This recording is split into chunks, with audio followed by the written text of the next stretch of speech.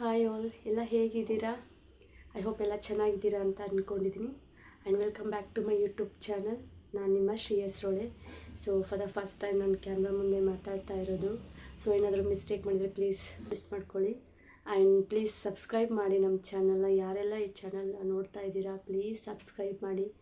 And ಇವತ್ತಿನ video ಏನಂತ ಹೇಳಿದ್ರೆ, ನಾವು ರೊಟ್ಟಿ ಮಾಡಿದ್ದೀವಿ ನಮ್ಮ ಮನೆಯಲ್ಲಿ. ಸೊ ಕೆಲವೊಬ್ಬರು ನನಗೆ ಕೇಳ್ತಿದ್ರು, ನಿಮ್ಮ ಮನೇಲಿ ರೊಟ್ಟಿ ಹೇಗೆ ಮಾಡ್ತೀರಾ ತೋರಿಸಿ ಅಂತ. ಸೊ ಇವತ್ತು ವಿಡಿಯೋ ಮಾಡಿದ್ದೀನಿ. ಸೊ ನಿಮಗೆಲ್ಲ ರೊಟ್ಟಿ ಹೇಗೆ ಮಾಡ್ತಾರೆ ಅಂತ ತೋರಿಸ್ಕೊಡ್ತೀನಿ. ಆ್ಯಂಡ್ ಬನ್ನಿ ಹೇಗಿದೆ ರೊಟ್ಟಿ ನಾವು ಹೇಗೆ ಮಾಡಿದ್ದೀವಿ ಅಂತ ಪ್ಲೀಸ್ ಸಬ್ಸ್ಕ್ರೈಬ್ ಮಾಡಿ. ನೋಡಿದ್ರಲ್ಲ ರೊಟ್ಟಿ ಹೇಗೆ ಚೆನ್ನಾಗಿ ಕಾಣಿಸ್ತಿದೆ ಅಲ್ವಾ? ಹೊಟ್ಟೆ ಅದು ಊದ್ಕೊಳ್ತಾ ಇದೆ. 2 ಲೇಯರ್ ಇರೋದ್ರಿಂದ ಅದು ಮೇಲೆ ಪದ್ರು ಬರುತ್ತೆ. ಸೊ ನಾವು ಯೂಶಲಿ ಜೋಳದಿಟ್ಟು ಊರಿಂದನೇ ತೊಗೊಂಬರೋದು. ಅಂದರೆ ಜೋಳ ಅಲ್ಲಿಂದ ತೊಗೊಂಡ್ಬಿಟ್ಟು ಅಲ್ಲೇ ಫ್ಲೋರ್ ಮಾಡ್ಕೊಂಬರ್ತೀವಿ. ಬಿಕಾಸ್ ನಮ್ಮಮ್ಮ ಊರಿಂದನೇ ಚೆನ್ನಾಗಿರುತ್ತೆ ಅಂತ ಹೇಳ್ಬಿಟ್ಟು ಊರಲ್ಲೇ ಎಲ್ಲ ಫುಲ್ಲು ಹಿಟ್ಟು ತೊಗೊಂಬರ್ತಾರೆ. ಸೊ ರೊಟ್ಟಿ ಮಾಡೋಣ ಅಂತ ಹೇಳ್ಬಿಟ್ಟು ನಮ್ಮಮ್ಮ ಅದಕ್ಕೆ ಹಿಟ್ಟು ತೊಗೊಂಡಿದ್ದೀವಿ ಜೋಳದ ಹಿಟ್ಟಿದು. ಸೊ ಇದಕ್ಕೆ ನಾವು ಕೋಲ್ಡ್ ವಾಟರ್ ಹಾಕೋ ಹಾಗಿಲ್ಲ. ಅದಕ್ಕೆ ಅಂತ ಹೇಳ್ಬಿಟ್ಟು ಬಿಸಿನೀರು ಹಾಕ್ತೀವಿ. ಸೊ ಬಿಸಿನೀರು ಅಂತ ಹೇಳಿದ್ರೆ ಏನು ಸ್ವಲ್ಪ ಕಿರ್ಬೆಚ್ಚಿಗೆ ಇರಬೇಕು ಅಂತ ಏನಿಲ್ಲ. ಸ್ವಲ್ಪ ಅದು ನೀರು ಕುದಿಬೇಕು, ಕುದ್ದ ಮೇಲೇ ಯೂಸ್ ಮಾಡಬೇಕು. ಯಾಕಂತ ಹೇಳಿದ್ರೆ ರೊಟ್ಟಿ ಮಾಡಬೇಕು ಅಂತ ಹೇಳಿದ್ರೆ ನಾವು ಅದು ಸ್ವಲ್ಪ ಅಂಟಂಟಿರಬೇಕು. ರೊಟ್ಟಿ ಹೀಗೆ ಉದುರೋ ಥರ ಇರಬಾರ್ದು. ಅದಕ್ಕೆ ಅಂತ ಹೇಳ್ಬಿಟ್ಟು ಸ್ಟಾರ್ಟಿಂಗಲ್ಲಿ ಬಿಸಿನೀರು ಹಾಕ್ಕೊಳ್ಬೇಕು. ಆಮೇಲೆ ಬೇಕಿದ್ದರೆ ಮತ್ತೆ ಕೋಲ್ಡ್ ವಾಟರ್ ಆ್ಯಡ್ ಮಾಡ್ಕೊಬೇಕು. ಬಟ್ ಫಸ್ಟಲ್ಲಿ ನಾವು ಬಿಸಿನೀರಿಂದನೇ ಮಿಕ್ಸ್ ಮಾಡ್ಕೊಬೇಕು. ಜಾಸ್ತಿ ಏನಿಲ್ಲ, ನಿಮಗೆ ಸ್ವಲ್ಪ ತೊಗೊಂಡ್ಬಿಟ್ಟು ಮಿಕ್ಸ್ ಮಾಡ್ಕೊಬೇಕು.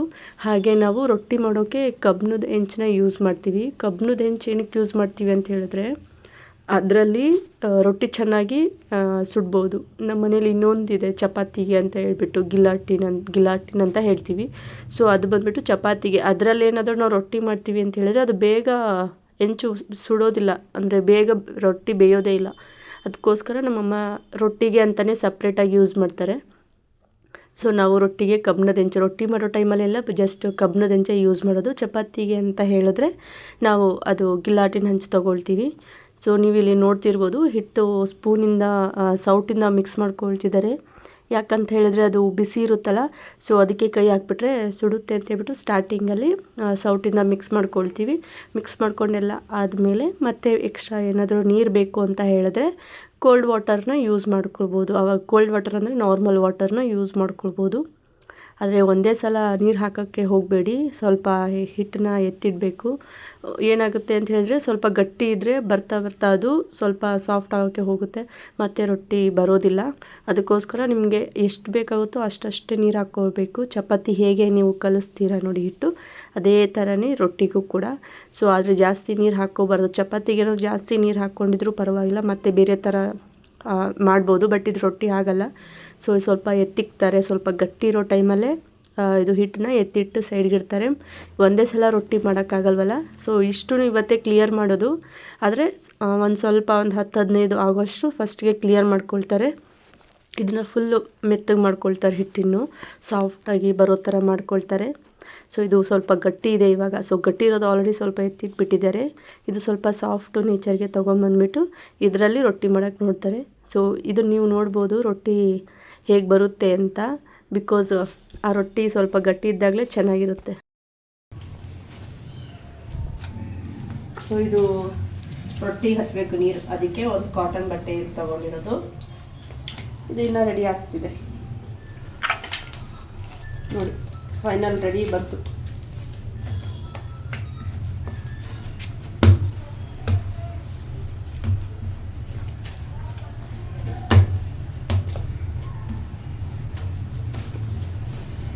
ರೊಟ್ಟಿ ಮಾಡೋದು ಕಷ್ಟನಾ ಈಸಿನಾ? ಲೈಕ್ ಕೊಡಿ ಅಂತ. ಯಾವುದಕ್ಕೆ ಲೈಕ್ ಕೊಡಬೇಕು? ಅವರು ಈಸಿ ಕಷ್ಟನಾ ಆನ್ಸರ್ ಕೊಡಿ ಅಂತ ಮಾಡಿದವ್ರು ಹೇಳ್ಬೇಕು. ಅವ್ರಿಗೆ ಗೊತ್ತಿಲ್ಲ, ಅವ್ರು ಹೆಂಗೆ ಹೇಳ್ತಾರೆ? ಅವ್ರಿಗೆ ಹೆಂಗೆ ಅನ್ನಿಸ್ತದೆ ಕೇಳ್ಬೇಕು. ಅವ್ರಿಗೆ ಇಷ್ಟು ಮಾಡಿ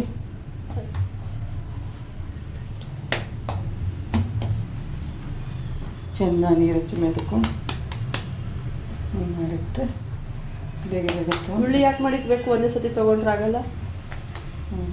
ಯಾಕಾಗಲ್ಲ? ಹೀಗೆ ಮಾಡ್ಬೇಕು.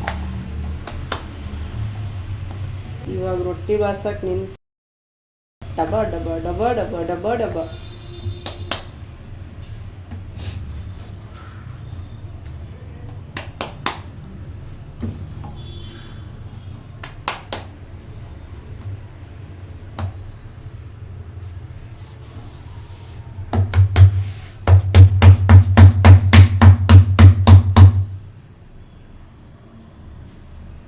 ಅದ್ಯಾಕೆ ಹಂಗೆ ಹಾಕಿದ್ದು? ಸುಮ್ಮನೆ ಹಂಚು ಕಾಯ್ದಿಲ್ಲ ಮತ್ತೆ ಟ್ರೈ ಮಾಡೋಕೆ ಹಾಕಿರೋದು. ಮತ್ತೆ ತೊಗೊಬಿಡ್ದೆ ಇದು ಹಾಂ, ಹಿಟ್ಟಿದಾಗ ತೊಗೊಬಿಡ್ದೆ.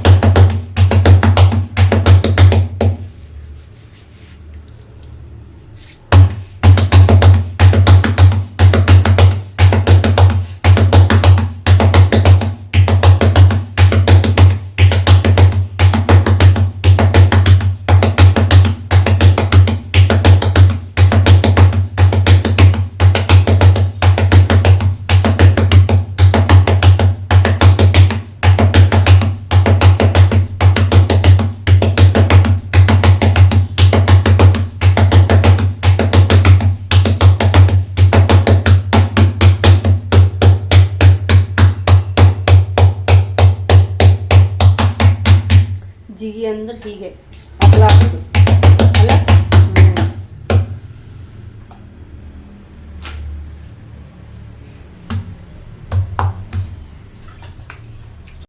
ನೋಡಿದ್ರಲ್ವ ಹಿಂದೆ ರೊಟ್ಟಿ ಹೇಗೆ ಸೌಂಡ್ ಮಾಡ್ತೀವಿ ಅಂತ. ರೊಟ್ಟಿ ಮಾಡಬೇಕಾದ್ರೆ ಸೌಂಡ್ ಆಗುತ್ತೆ. ಸೊ ಗ್ಯಾಸ್ ಕಟ್ಟೆ ಮೇಲೆ ಮಾಡೋದ್ರಿಂದ ಇನ್ನೂ ಸ್ವಲ್ಪ ಜೋರಾಗಿ ಕೇಳಿಸುತ್ತೆ. ಹಾಗಾಗಿ ನಾವು ಮಾರ್ನಿಂಗ್ ಟೈಮಲ್ಲಿ ಮಾಡಲ್ಲ, ಬಿಕಾಸ್ ಅಕ್ಕಪಕ್ಕ ಬಿಲ್ಡಿಂಗ್ದವರೆಲ್ಲ ಸೌಂಡ್ ಬರುತ್ತೆ ಅಂತ ಹೇಳ್ತಾರೆ. ಈವನ್ ಬಿಲ್ಡಿಂಗಲ್ಲಿರೋರು ಕೂಡ ಸೌಂಡ್ ಬರುತ್ತೆ ಅಂತ ಹೇಳ್ತಾರೆ. ಸೊ ಹಾಗಾಗಿ ಯಾರಿಗೂ ಡಿಸ್ಟರ್ಬ್ ಆಗೋದು ಬೇಡ ಅಲ್ಲ. ಸೊ ಯಾವಾಗಲೂ ನಾವು ರೊಟ್ಟಿ ಮಾಡೋದಾದರೆ ಈವ್ನಿಂಗ್ ಟೈಮಲ್ಲೇ ಮಾಡೋದು. ಆ್ಯಂಡ್ ರೊಟ್ಟಿ ಮಾಡಬೇಕಾದ್ರೆ ನೀವು ರೊಟ್ಟಿನ ಹಾಗೆ ತಿರುಗಿಸ್ತಾ ಇರಬೇಕಿಲ್ಲ ಅಂದರೆ ಅದು ಕೆಳಗಡೆ ಅಂಟ್ಕೊಂಡ್ಬಿಡುತ್ತೆ. ಆ್ಯಂಡ್ ನೀವು ಆದಷ್ಟು ಜೋಳದಿಟ್ಟು ಕೆಳಗಡೆ ಹಾಕ್ಕೊಂಡು ಮಾಡಿದ್ರೆ ಅದು ಜೋಳದಿಟ್ಟಿಂದ ರೊಟ್ಟಿ ತಿರುಗ್ತಾ ಇರುತ್ತೆ. ಇಲ್ಲಾಂದರೆ ನಮ್ಗೆ ರೊಟ್ಟಿ ಮಾಡೋದೇ ಕಷ್ಟ ಆಗುತ್ತೆ. ನಾನು ಮಾಡ್ತೀನಿ, ಬಟ್ ನಮಗೆ ಅಷ್ಟೊಂದು ಬರಲ್ಲ ನನಗೆ. ಸೊ ಹಾಗಾಗಿ ನಮ್ಮ ಅಮ್ಮನೇ ಜಾಸ್ತಿ ಮಾಡೋದು. ಈ ಟೈಮಲ್ಲಿ ನಾನು ಮಾಡೋಕ್ಕೆ ಹೋಗೋದಿಲ್ಲ, ಬಿಕಾಸ್ ಇವಾಗ ಬೇರೆ ಸಿಲಿಂಡರ್ ರೇಟ್ ಜಾಸ್ತಿ ಆಗಿಬಿಟ್ಟಿದೆ. ಸೊ ನಾನು ಬೆಂಗಳೂರಲ್ಲಿ ಏನು ಮಾಡೋಕ್ಕೆ ಹೋಗಲ್ಲ. ಇನ್ ಕೇಸ್ ನಾನು ನಮ್ಮ ಗುಲ್ಬರ್ಗಕ್ಕೆ ಹೋದರೆ ಒಲೆ ಮೇಲೆ ಮಾಡ್ತಾರಲ್ಲಿ. ಸೊ ಅವಾಗ ಒಂದು ಅಂತ ಟ್ರೈ ಮಾಡ್ತೀನಿ, ಹಾಗಂತ ಹೇಳಿ ಫುಲ್ ಮಾಡಲ್ಲ, ಒಂದು ಅಂತ ಟ್ರೈ ಮಾಡ್ತೀನಿ ಅಷ್ಟೇ. ಬಟ್ ಜಾಸ್ತಿ ಮಾಡೋಕ್ಕೆ ಹೋಗಲ್ಲ, ನನಗೆ ಬರೋದೇ ಇಲ್ಲ, ಟೈಮ್ ಆಗುತ್ತೆ. ನಾನು ಮಾಡೋಷ್ಟರಲ್ಲಿ ರೊಟ್ಟಿ ಮಾಡಿ ಸೈಡಿಗೆ ಬಂದುಬಿಡ್ತಾರೆ. ಸೊ ಅದಕ್ಕೆ ನಂಗೆ ರೊಟ್ಟಿ ಮಾಡು ಅಂತೇನು ಹೇಳಲ್ಲ. ಸೊ ಇವಾಗ ನೋಡ್ತಿದ್ರಲ್ಲ ಚೆನ್ನಾಗಿ ಬೇಯ್ತಾ ಇದೆ. ಆ್ಯಂಡ್ ಇದಕ್ಕೆ ನೀವು ರೊಟ್ಟಿ ಹೆಂಚ ಮೇಲೆ ಹಾಕಿದ ತಕ್ಷಣ ಕಾಟನ್ ಬಟ್ಟೆಯಿಂದ ಅದಕ್ಕೆ ನೀರು ಹಚ್ಚಬೇಕು.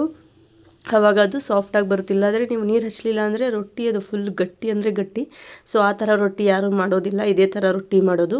ಸೊ ನೀರು ಹಚ್ಚಬೇಕು ಫಸ್ಟು ಒಂದು ಲೇಯರ್ಗೆ ಮೇಲೆ ಹಾಕಿರ್ತೀವಲ್ಲ, ಸೊ ಅದಕ್ಕೆ ನೀರು ಹಚ್ಚಬೇಕು ಕಾಟನ್ ಬಟ್ಟೆಯಿಂದ. ಆಮೇಲೆ ಸ್ವಲ್ಪ ಹೊತ್ತಾದಮೇಲೆ ತಿರುವಾಕಬೇಕು. ಸೊ ಇದು ನೋಡ್ತಿದ್ದೀರಲ್ಲ ನೀವು, ರೊಟ್ಟಿ ಎಷ್ಟು ಚೆನ್ನಾಗಿ ಬಂದಿದೆ ಅಲ್ವಾ. ಸೊ ಈ ಥರ ಸುಡಬೇಕು ರೊಟ್ಟಿ ಚೆನ್ನಾಗಿ. ಸೊ ನಮ್ಮ ಮನೆಯಲ್ಲೇ ನಮ್ಮಮ್ಮ ಅದಕ್ಕೆ ಸೌಟ್ ಅಂತ ಏನು ಯೂಸ್ ಮಾಡಲ್ಲ, ಎತ್ತಾಕೋಕ್ಕೆ ಕೈಯಲ್ಲೇ ಎತ್ತಾಕ್ತಾರೆ, ಕೈಯಲ್ಲೇ ಅದನ್ನು ಪ್ರೆಸ್ ಮಾಡ್ತಾ ಹೋಗ್ತಾರೆ. ನಾನು ಮಾಡಬೇಕು ಅಂತ ಹೇಳಿದ್ರೆ ನನಗೆ ಜಾಸ್ತಿ ಚಪಾತಿ ಮಾಡಲಿ ಅಥವಾ ಈ ಥರ ರೊಟ್ಟಿ ಮಾಡಿದ್ರು ಅಷ್ಟೇ ಕೈಯಲ್ಲಿ ಎತ್ತಕ್ಕಾಗಲ್ಲ. ಸೌಟಿಂದ ಅದು ಎತ್ತೋದಿರುತ್ತಲ್ಲ ಅದರಿಂದನೇ ತೆಗೆಯೋದು ನಾನು. ಸೊ ರೊಟ್ಟಿನ ನೀವು ಮಾಡಿಬಿಟ್ಟು ಸ್ವಲ್ಪ ಚಪಾತಿ ಹೇಗೆ ಒಂದು 4-5 ಮಾಡಿಬಿಟ್ಟು ಎತ್ತಿಡ್ತಾರಲ್ಲ ಆ ಥರ ಇಲ್ಲ. ಆ ಕಡೆ ರೊಟ್ಟಿ ಬಡಿತಾನೆ ಈ ಕಡೆ ರೊಟ್ಟಿನೂ ಸುಡಬೇಕು. ಸೊ ಹೀಗೆ ಮಾಡಿದ್ರೇ ಇರುತ್ತೆ, ಇಲ್ಲಾಂದರೆ ನಾವೇನಾದ್ರು ಸೈಡ್ಗೆ ಎತ್ತಿಕ್ತೀವಿ ಅಂದರೆ ಆಗೋದಿಲ್ಲ ಆ ಥರ. ರೊಟ್ಟಿ ಮಾಡೋದು ಕಷ್ಟ ಅಂತ ಕೇಳಿದ್ರೆ ಮಾಡದೇ ಇರೋರಿಗೆ ಕಷ್ಟ, ಮಾಡೋರಿಗೆ ಈಸಿ. ಸೊ ನನ್ನನ್ನು ಕೇಳೋದಾದರೆ ನನಗೆ ಕಷ್ಟ ಇನ್ನೂ ಬರೋದಿಲ್ಲಲ್ಲ, ಸೊ ನನಗೆ ಕಷ್ಟ ಆಗುತ್ತೆ. ಸೊ ನೀವು ನೋಡ್ತಿದ್ದೀರಲ್ಲ ರೊಟ್ಟಿ ಎಷ್ಟು ಚೆನ್ನಾಗಿ ಬರ್ತಾ ಇದೆ. ಸೊ ಎಲ್ಲೂ ಏನೂ ಕಿತ್ತೋಗಿಲ್ಲ. ಸೊ ಕೆಲವೊಂದು ಸಲ ಕಿತ್ತೋಗುತ್ತೆ. ನಾನು ಎಷ್ಟೊಂದು ಸಲ ಹಾಕಬೇಕಾದ್ರೆ ಟ್ರೈ ಮಾಡಬೇಕಾದ್ರೆ ಹೀಗೆ ಕಿತ್ತೋಗಿರೋದಿದೆ. ಸೊ ಅವಾಗೇನು ಮಾಡ್ತೀವಿ, ಒಂದು ರೊಟ್ಟಿ ಆಲ್ರೆಡಿ ಆಗಿರುತ್ತಲ್ಲ ಆ ರೊಟ್ಟಿ ಹೆಲ್ಪ್ ತೊಗೊಂಡು ಮಾಡಿರೋ ರೊಟ್ಟಿ ಹೆಲ್ಪಿಂದ ಎತ್ತಾಕ್ತೀವಿ. ಸೊ ಆ ಥರನೂ ಎತ್ತಾಕ್ಬೋದು ಹೆಂಚ ಮೇಲೆ. ಆ ಥರ ನಮ್ಮಮ್ಮ ತೋರಿಸ್ಲಿಲ್ಲ. ನೆಕ್ಸ್ಟ್ ಟೈಮ್ ಮಾಡಿದಾಗ ನಿಮಗೆ ತೋರಿಸ್ತೀನಿ ಅದು ಯಾವ ಥರ ಅಂತ ಹೇಳ್ಬಿಟ್ಟು. ಸೊ ಈ ಸಲ ನಮ್ಮಮ್ಮ ಡೈರೆಕ್ಟಾಗಿ ರೊಟ್ಟಿ ಏನು ಮಾಡಿದ್ರು ಹಾಗೆ ಕೈ ಮೇಲೆ ಹಾಕ್ಕೊಂಡು ತೊಗೊಂಬಂದ್ಬಿಟ್ಟು ಈ ಹೆಂಚ ಮೇಲೆ ಹಾಕಿದ್ರು. ಇನ್ನೊಂದು ಥರ ಇದೆ, ಅದು ಯಾವತ್ತಾದರೂ ಮಾಡಿದ್ರೆ ನಿಮಗೆ ತೋರಿಸ್ತೀನಿ. ಸೊ ಇವಾಗ ನೋಡ್ತಿದ್ರಲ್ಲ ಅದು ಮೇಲೆ ಏನು ಡಾರ್ಕಾಗಿ ಬಿದ್ದಿದೆ ಅಲ್ಲ ಅದನ್ನು ಕಣ್ಣು ಅಂತ ಹೇಳ್ತಾರೆ. ಸೊ ಕಣ್ಣು ಬಿದ್ದಿದ್ರೆ ರೊಟ್ಟಿ ಚೆನ್ನಾಗಿ ಬೆಂದಿದೆ ಅಂತ ಅರ್ಥ. ಇಲ್ಲ ಅಂತ ಹೇಳಿದ್ರೆ ಅದು ರೊಟ್ಟಿ ಹಸಿ ಬಿಸಿ ಇದೆ ಅಂತ ಅರ್ಥ ಕೊಡುತ್ತೆ. ಸೊ ನೋಡ್ತಿದ್ದೀರಲ್ಲ ಎಷ್ಟು ಚೆನ್ನಾಗಿ ಹೊಟ್ಟೆ ಉತ್ಕೊಳ್ತಿದೆ ರೊಟ್ಟಿದು ಅಂತ. ಸೊ ಇಷ್ಟು ರೊಟ್ಟಿ ಮಾಡಿದಾರೆ ನಮ್ಮ ಮನೇಲಿ. ಸೊ ನೋಡಿ ಎಷ್ಟು ಸಾಫ್ಟಾಗಿದೆ ರೊಟ್ಟಿ. ಸೊ ಏನು ಹೀಗೆ ಮಡಚಿದ್ರು ಏನೂ ಇದಾಗ್ತಿಲ್ಲ. ಸೊ ಇಷ್ಟು ರೊಟ್ಟಿ ಖಾಲಿ ಆಗುತ್ತೆ ಬೇಗನೆ, ಬಿಕಾಸ್ ಆಮೇಲೆ ಜಾಸ್ತಿ ನಾವು ರೊಟ್ಟಿನೇ ತಿನ್ನೋದು ಚಪಾತಿ ಕಂಪೇರ್ ಮಾಡಿದ್ರೆ. ಇದೇ ಥರ ನೋಡಿ ಒಂದೆರಡು ದಿವಸದಲ್ಲಿ ಖಾಲಿ ಆಗುತ್ತೆ. ಐ ಹೋಪ್ ನಿಮಗೆ ಈ ವಿಡಿಯೋ ಇಷ್ಟ ಆಗಿರುತ್ತೆ ಅಂದ್ಕೊಂಡಿದ್ದೀನಿ. ಪ್ಲೀಸ್ ಸಬ್ಸ್ಕ್ರೈಬ್ ಮಾಡಿ ಆ್ಯಂಡ್ ಶೇರ್ ಮಾಡಿ.